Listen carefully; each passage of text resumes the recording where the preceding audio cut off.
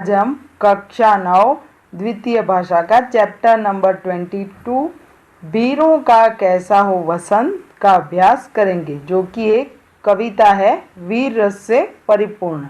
वीर यानी वे शूरवीर योद्धा जो रणभूमि में अन्याय के खिलाफ अपने शत्रुओं से लड़ते हैं, और उनका वसंत कैसा होना चाहिए। वसंत यानी ऋतुराज वसंत की बात कही गई है, तो वीरों का वसंत कैसा होना चाहिए इस कविता में सुभद्रा कुमारी चौहान जी ने हमें बताया है। लेकिन इस कविता में उन्होंने सीधे सीधे नहीं बताया, इनडायरेक्ट तरीके से बताया। अब इनडायरेक्ट तरीके से क्यों बताया, कैसे, वीरों का वसंत कैसा होना चाहिए, वो इस कविता में हम जाएंगे तभी हमें पता चलेगा। तो फ्रेंड्स, वसंत ऋतु पता है आपको। वसंत ऋतु अपने प्राकृतिक सौंदर्य के लिए प्रसिद्ध है। प्रकृति का हर रूप इस ऋतु में निखर उठता है, परंतु वीरों को प्रकृति के इस सौंदर्य में रुचि नहीं होती।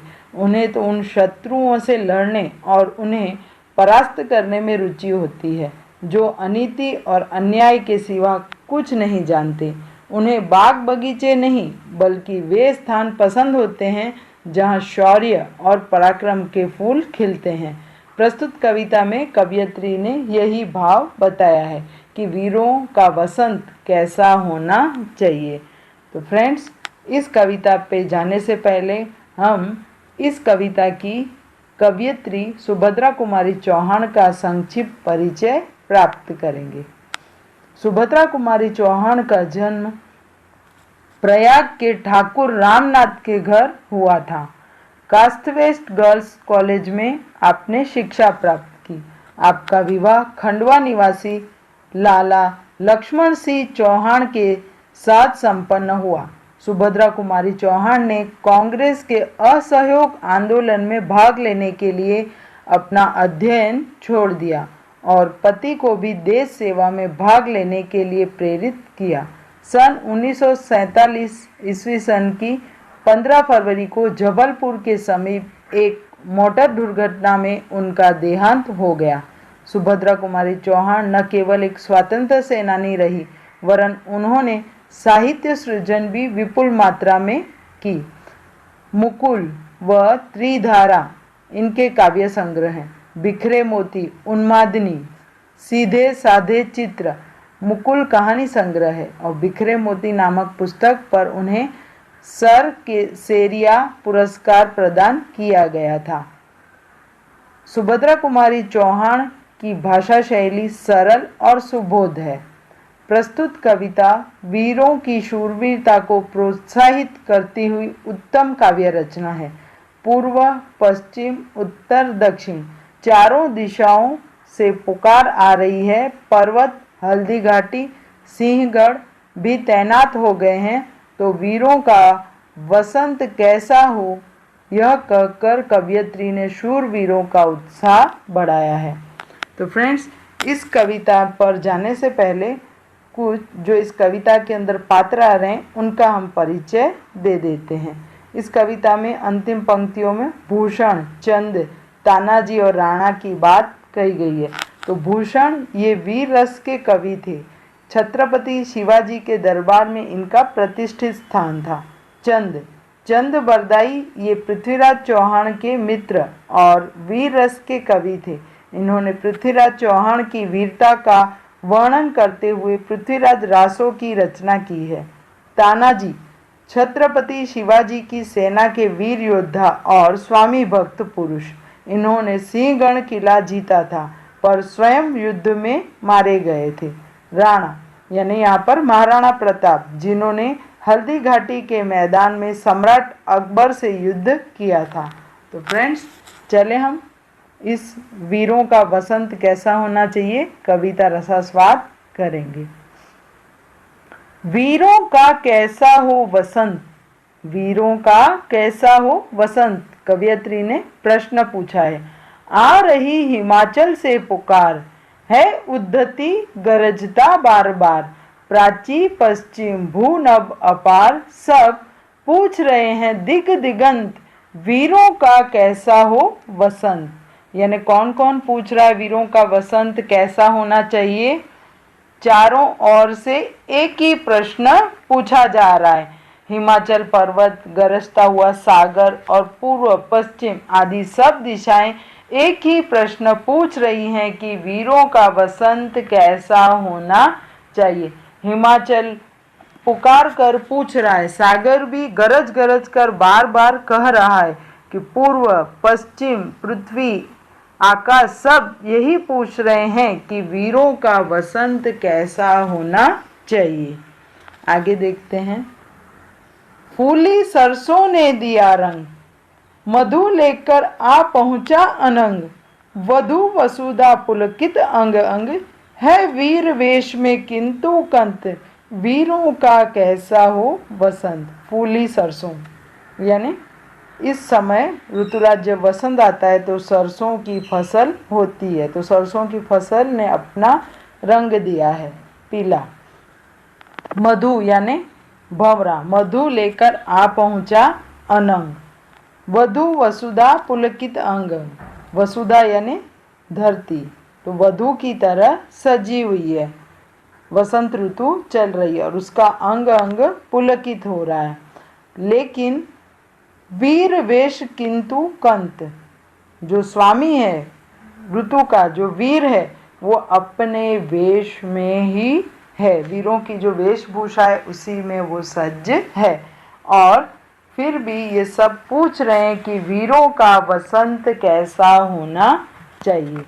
फ्रेंड, सरसों ने फूल आ गए हैं, वसंत ऋतु चल रही है, उनसे वातावरण को पीला रंग मिल गया है। कामदेव यानी अपनी मदिरा लेकर आ पहुंचा है। पृथ्वी भी नववधु जैसी सजकर प्रसन्न हो रही है, परंतु नायक वीर पुरुष को इससे दिलचस्पी नहीं है। वह वीर वेश धारण कर यह बताना चाहता है कि वसंत कैसा होना चाहिए। आगे देखते हैं। भर रही कोकिला इधर तान, मरु बाजे पर उधर गान, है रंग और रण का विधान, मिलने आए हैं आदि और अंत, वीरों का कैसा हो वसंत। भर रही कोकिला, कोकिला यानी कोयल, जो वसंत ऋतु में अपने मधुर कंठ से मधुर तान देती है। मरु यानी रेगिस्तान, और रेगिस्तान में क्या बज रहा है? गान। और एक तरफ रंग है यानी वसंत ऋतु का सौंदर्य बिखरा पड़ा है चारों ओर, कोयल की मधुर तान है, और दूसरी तक रण का विधान है। और आज दोनों प्रकृति से मिलने आए हैं, आदि और अंत, ये दोनों छोर हैं दिशाओं के, चारों दिशाएं और चारों दिशाओं के छोर मिलने आए हैं और पूछ रहे हैं कि वीरों का कैसा वसंत होना चाहिए। इधर कोयल तान भर भर कर कूक रही है और उधर युद्ध के बाजे बज रहे हैं रणभूमि में। एक और वसंत का रंग है और दूसरी ओर युद्ध की तैयारी। ऐसा लगता है जैसे आदि और अंत के रूप में जीवन के दो पहलू मिलने आए हैं और पूछ रहे हैं कि वीरों का वसंत कैसा होना चाहिए। आगे देखते हैं। यानी अभी तक क्लियर नहीं हुआ कि वीरों का वसंत कैसा होना चाहिए। अब देखते हैं आगे। कह दे अतीत अब मौन त्याग, कह दे अतीत अब मौन त्याग, लंके तुझ में क्यों लगी आग, ऐ कुरुक्षेत्र अब जाग जाग बतला अपने अनुभव अनंत, वीरों का कैसा हो वसंत। यानी कवयित्री अब इस पंक्तियों द्वारा बताती हैं कि हे अतीत, अतीत यानी भूतकाल, अब तू चुप मत रहे, मौन मत रहे, तुम अपना मौन छोड़ दो और वीरों के वसंत के असली रूप के बारे में बता दो। हे लंके, लंकी यानी लंका, तुम भी बता दो कि तुम में हनुमान ने आग क्यों लगाई थी। हे कुरुक्षेत्र, कुरुक्षेत्र यानी वो रणभूमि जहाँ पर महाभारत का युद्ध हुआ था। हे कुरुक्षेत्र, तुम भी जाग कर बता दो कि महाभारत का युद्ध क्यों हुआ था। तुम सबको बता दो कि वीरों का वसंत कैसा होना चाहिए। तो फ्रेंड्स, अब तो थोड़ा आइडिया आया आगे देखते हैं। हल्दी घाटी के शिलाखंड, ए दुर्ग सिंहगढ़ के प्रचंड, राणा ताना का कर घमंड, दो जगह आज स्मृतियां ज्वलंत, वीरों का कैसा हो वसंत। तो कवयित्री कहती हैं कि हल्दी घाटी के पत्थरों और सिंहगढ़ के मजबूत किले तुम महाराणा प्रताप और तानाजी के स्वाभिमान को याद कर अपने समय की यादें फिर से ताजा कर दो और बता दो कि वीरों का वसंत कैसा होना चाहिए। किस प्रकार महाराणा प्रताप और तानाजी ने युद्ध भूमि में अपनी शूरवीरता दिखाई थी और शत्रुओं का सामना किया था। तो ऐसे वीरों का वसंत होता है। लेकिन कवयित्री कुछ कविता में साफ साफ नहीं बताती, डायरेक्ट कुछ भी नहीं कह रही है। कुरुक्षेत्र, लंका, हल्दी घाटी और महाराणा तानाजी के उदाहरण द्वारा कुछ वीरों को संदेश देना चाहती हैं। आगे देखते हैं। भूषण अथवा कवि चंद नहीं, भूषण अथवा कवि चंद नहीं, बिजली भर दे वह छंद नहीं, है कलम बंदी स्वच्छंद नहीं, फिर हमें बतावे कौन हंत, वीरों का कैसा हो वसंत। भूषण, जिसके बारे में मैंने आपको पहले ही बताया कि कवि भूषण और कवि चंद बरदाई, उस समय जब हमारे देश में अंग्रेजों का शासन चल रहा था तो कवि भूषण और चंद बरदाई अपने काव्य द्वारा उनके छंद, ऐसे छंदों का उन काव्यों में उपयोग करते थे कि जो व्यक्ति उन कविताओं की पंक्तियों को पढ़े तो उनके अंदर बिजली जैसा झटका लगे, यानी बिजली भर दे, ऐसे छंदों का वो प्रयोग करते थे। अब वो भूषण और कवि चंद बरदाई नहीं रहे कि जिनके छंदों में बिजली भरी हो। और है कलम बंदी स्वच्छंद नहीं, अब कलम पर भी पाबंदी है वीरों के लिए कुछ लिखने पर। उस समय अंग्रेजों का शासन चलता था, इसीलिए कोई लेखक, कवि, कोई साहित्यकार स्वच्छंद कुछ भी लिख सकता नहीं था। इसीलिए वे कहती हैं कि है कलम बंदी स्वच्छंद नहीं, उन्हें मेरी कलम भी बंदी है, स्वच्छंद नहीं है, इसलिए मैं साफ साफ नहीं लिखूंगी कि वीरों का वसंत या उनका कर्तव्य क्या होना चाहिए। फिर हमें बतावे कौन हंत, फिर हमें कौन बताएगा हंत यानी स्वामी कि वीरों का वसंत कैसा होना चाहिए। तो फ्रेंड्स, समझ में आ गया कि वीरों का वसंत कैसा होना चाहिए। आज भूषण अथवा चंद बरदाई जैसे वीर रस के कवि नहीं हैं, ऐसे छंद भी नहीं है जिन्हें सुनकर लोगों के अंदर बिजली भर जाए। इसके अतिरिक्त हमारी कलम पर भी पाबंदी लगी है, खुलकर कुछ भी लिखना संभव नहीं है। दुर्भाग्य है, फिर भी हमें कौन बताए कि वीरों का वसंत कैसा होता है।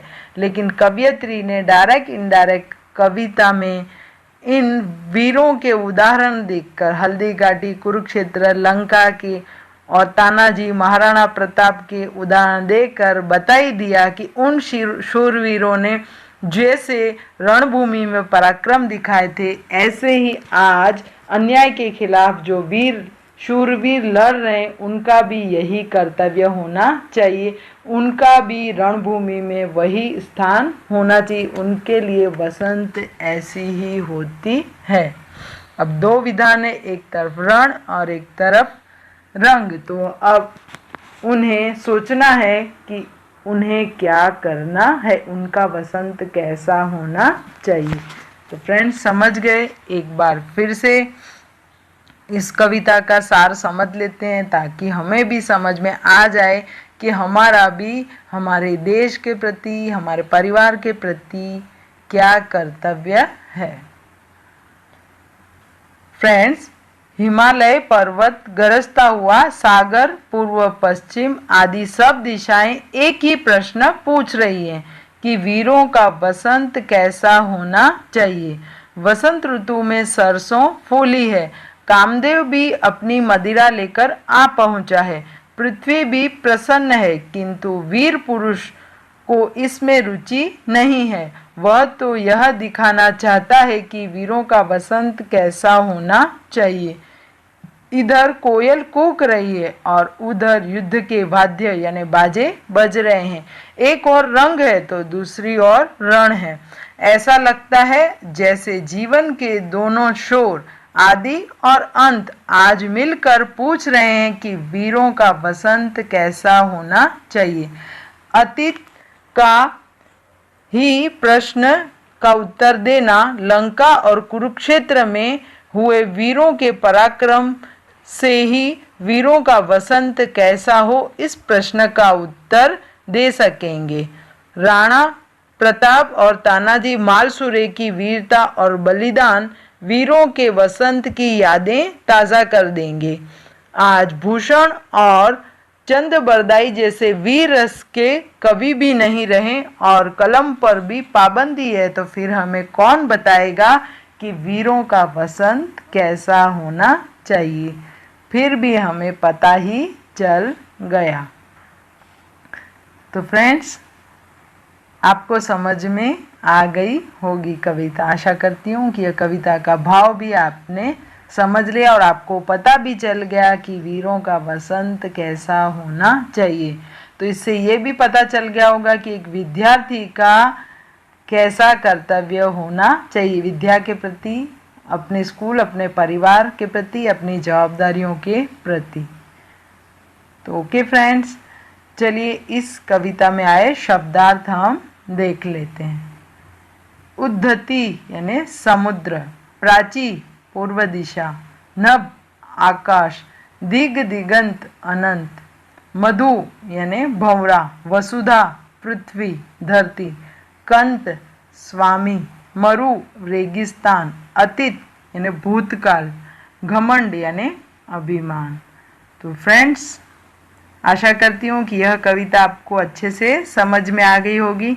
इस कविता से रिलेटेड एक एक्टिविटी आपको करनी है कि शहीदों की एक सूची और उनके कार्यों का एक संकलन आपको करना है।